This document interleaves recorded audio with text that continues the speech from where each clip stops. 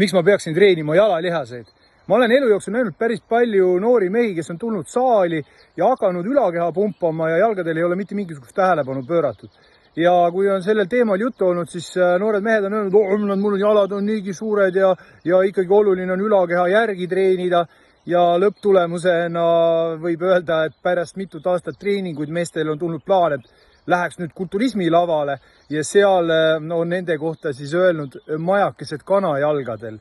Et kahjuks jah, päris tihti omal ajal, nüüd on õnneks olukord paranenud, nooremad inimesed on aru saanud jalgade treenimise vajalikkusest seoses proportsioonidega.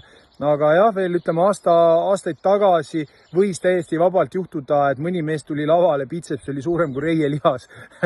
Et jalgu kindlasti treenida, jalgade treeningu puhul olla tähelepanelik vigastuste vältimiseks, kindlasti jalad soojaks, baasharjutused enne, siis väiksemad lihasgrupid järgi.